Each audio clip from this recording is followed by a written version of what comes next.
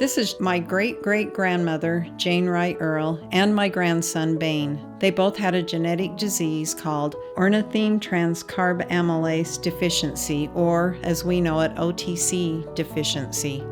My family and I would like to introduce you to this disease that took the life of Baine and several other of our family members. OTC deficiency is a disorder of the urea cycle in which protein is not completely broken down, causing an elevation of ammonia, which is toxic to the brain. Late-onset OTC deficiency tends to be a more mild form of the disease, as it does not present in infancy. Typically, it presents with a significant illness, fasting, and/or steroid use. Symptoms of an emergency include lethargy or difficulty waking, vomiting, seizures, confusion, or other abnormal behavior. There are over 400 mutations of OTC deficiency. This is our specific family mutation of OTC deficiency. This gene has been passed throughout our family line, beginning with Jane and for 7 generations. How is this gene passed on? The OTC gene is X-linked. If the father has the gene, he at some point could develop symptoms. All of his daughters will receive the affected gene, while sons will not. If the mother is a carrier and has the X gene, there is a 50% chance that she will pass this on to her children, both male and female. Chances of having OTC disorder are 1 in 30,000 to 1 in 80,000. In our family, that chance is increased to 1 in 1.7. This is Jane Wright Earl. We have been able to trace the gene back to her. This is where our family believes it started. Jane immigrated to Utah, and here she had 13 children and over 75 grandchildren.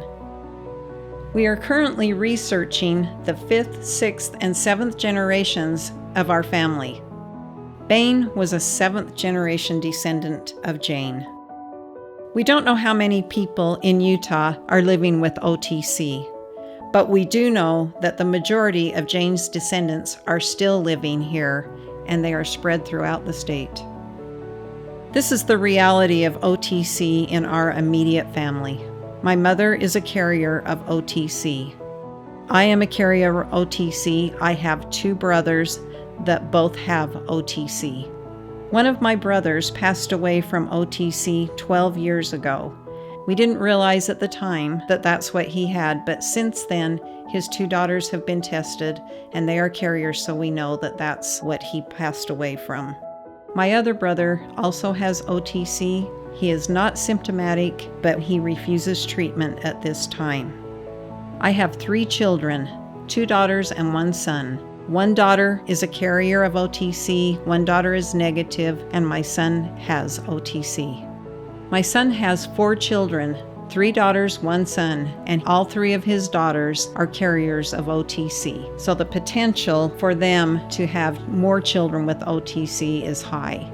My daughter has 4 children, 2 girls, 2 boys. 1 was Baine, who died of OTC. Her other son does not have OTC. 1 daughter is also a carrier of OTC, and the other one is negative. The reality of OTC in Utah is that at some point you will see this disease come through your emergency department doors, and we don't want another Baine to happen. My grandson died from this disease in a Utah hospital. So did my brother. It's not a matter of if it happens, but when.